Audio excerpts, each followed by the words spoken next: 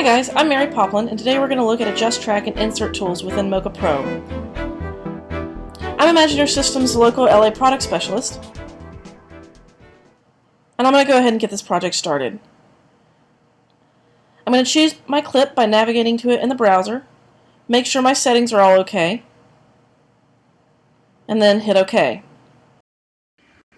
Alright, so I've got this super cheesy old clip here that I'm going to try to track, and you can see that it's got terrible image quality. You may have seen it circling around as a meme.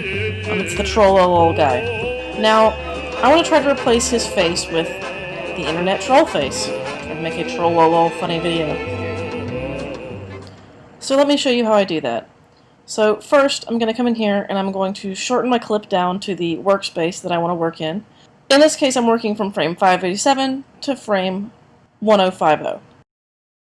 So what I'm going to do is I'm going to draw a spliner on the plane of his face, or what I believe the front of his face to be. And I'm hoping that the parallax of his features, if I just grab the front of his face, doesn't mess up my track too much.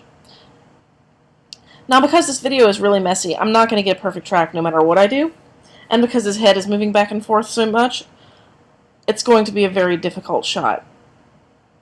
I'm also going to make sure that I turn on my surface and my grid so that I can see what the track is doing while I track. A lot of people don't do this.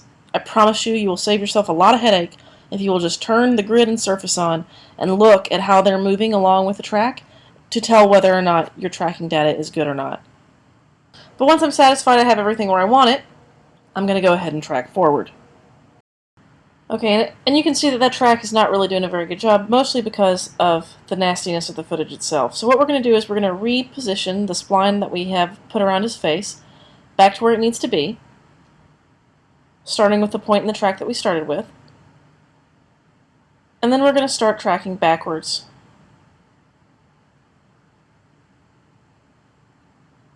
Now, obviously I've sped the tracking up here so that, you don't get bored to tears watching this.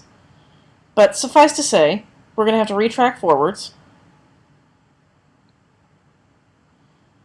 and make sure everything's how we want it. Now, obviously, we have some serious track issues, so how are we going to fix that?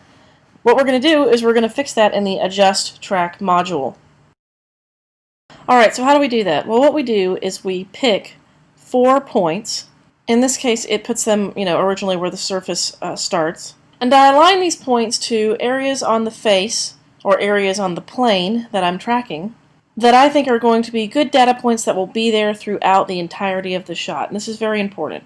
So what I'm picking is I'm picking the corners of his mouth and the inside corners of his eyes. So the inside corner of his eyes, the outside corners of his mouth, because they're high contrast areas that I can use as an overall reference to try to correct my track. Alright, so I'm going to hit Set Master All.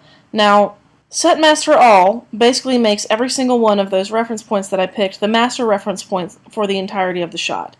And then it's just as simple as going and adjusting my reference points where they're off throughout the entirety of the shot. So I'm just going to keep aligning to the outside corners of his mouth and the inside corners of his eyes until I end up with something good.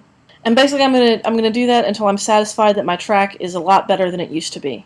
And I'm going to check that by using the surface tool and playing through the shot.